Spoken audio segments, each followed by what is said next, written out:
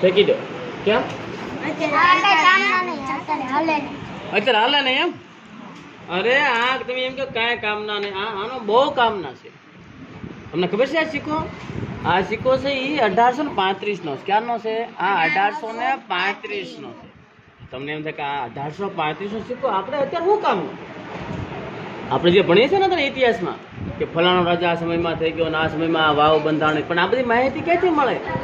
કે ઇતિહાસ જાણવાના સ્ત્રોતો ના એમાંનો એક છે સિક્કાઓ. જો 1835માં જે સિક્કો મળી આવ્યો ને તો એ સમયની અંદર ઈસ્ટ ઇન્ડિયા કંપની શાસન કરતી. કોણ કરતી હતી? East India. હવે આપણે ક્યાં ખબર પડે તો કે સિક્કામાં લખ્યું છે ઈસ્ટ ઇન્ડિયા કંપની.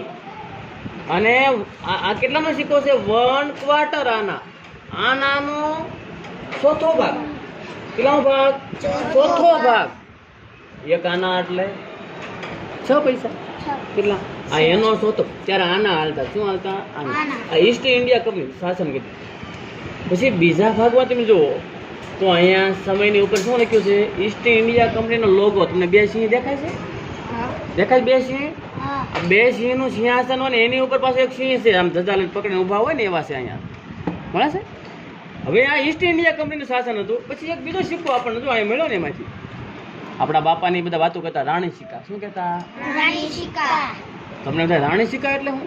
દશરથ, આ રાણી સિક્કા એટલે શું? તો કે રાણી સિક્કા એટલે આવા એક એ સમયની અંદર આપણે વાત કરીએ 1875 નો સિક્કો. ક્યાંનો છે? 1875. જો એમાં 1875 નો સિક્કો છે ને એમાં રાણી વિક્ટોરિયાનું ચિત્ર છે. શેનું?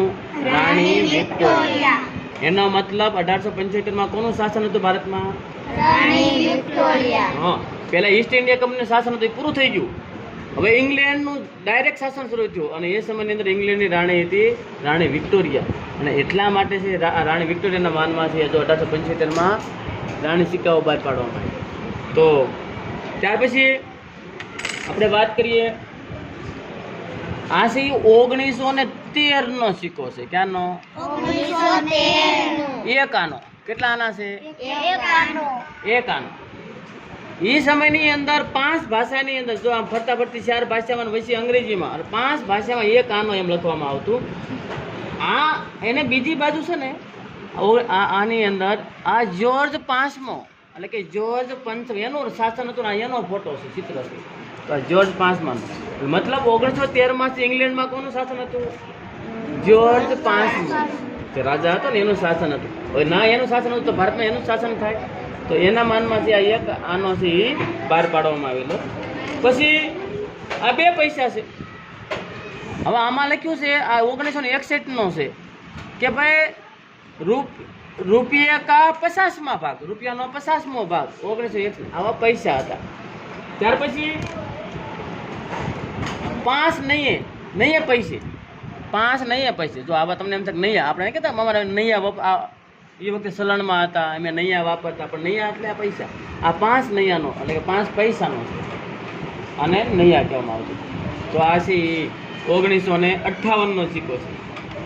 ત્યાર પછી આપણે અહીંયા જોઈ શકો છો કે જો અહીંયા આપણે ભારત દેશમાં છે ને વસ્તી ખૂબ વધી ગઈ હતી. આપણે ભૂખ પર આમ ખાવાનું ઓછું પડતું હતું. એ સમયની અંદર વસ્તી નિયોજન માટે છે આવા સિક્કાઓ કે ભાઈ નિયોજિત પરિવાર સબકે લીએ, અનાજ સબકે લીએ. તો આ બધાને અનાજ મળે અને આપણે લોકો છે વસ્તીમાં નિયંત્રણ આવે એટલા માટે આવા સિક્કાઓ બહાર પાડવામાં આવ્યા હતા. ત્યાર પછી આ પણ તમે સિક્કો જોઈ શકો છો કે ભાઈ આની અંદર વિશ્વ ખાદ્ય દિવસ 1986 અંદર એટલે કે વિશ્વની અંદર બધા લોકોને ખોરાક મળે એટલા માટે સિક્કાઓ બહાર પાડવાનું. તો મહત્વની વાત છે કે વિદેશના સિક્કાઓ આપણી પાસે 2 છે. જો આ છે એ 5 અમેરિકાનો સિક્કો. ક્યાંનો છે? અમેરિકા. અને કેટલાનો સિક્કો છે? 5 સેન્ટનો. 5 સેન્ટ. શું? 5 સેન્ટ. આપણે જેમ 5 પૈસા હતા ને 5 સેન્ટ ના વપરાય. હવે એની અંદર એક બાજુ આ છે 1986 નો છે અને એક બાજુ એને છે થોમસ જેફરસન નો ફોટો. કોનો છે આ? થોમસ જેફરસન. કોનો છે? થોમસ જેફરસન. વાહ, થોમસ જેફરસન કોણ? તો કે આ થોમસ જેફરસન છે ને અમેરિકાનો 3જો રાષ્ટ્રપ્રમુખ હતો. કોણ હતો? અમેરિકાનો 3જો રાષ્ટ્રપ્રમુખ. અને બીજી બાજુ એનું જે મકાન છે શું છે? હા, મોનિસેલો. મોનિસેલો જેનું મકાન છે ને એનો ફોટો આપવામાં આવે છે. એનો મતલબ કે અમેરિકાની અંદર જે એટલે આનો એનો ઇતિહાસ યાદ રાખે. અમેરિકામાં ત્રીજો રાષ્ટ્રપ્રમુખ કોણ હતો? થોમસ જેફરસન હતો. તો આ ઇતિહાસ જાણવાના સિક્કો, આપણે ઘણો ઇતિહાસ આપણે જાણવો. આ સિક્કા નકામા નથી. આમાંથી શું મળે આપણને? આપણો ઇતિહાસ જાણવા મળે. હવે તમે ફેંકી દેશો ઇતિહાસ? ના. કારણ કે સિક્કા ફેંકો તો તમે ઇતિહાસ ફેંકી દેશો. તો તમે સિક્કાનું શું કરશો? રાખશો. તમારે નો હસત મને આપજો, હું હસવીશ. Okay, okay. જાઓ બેસો.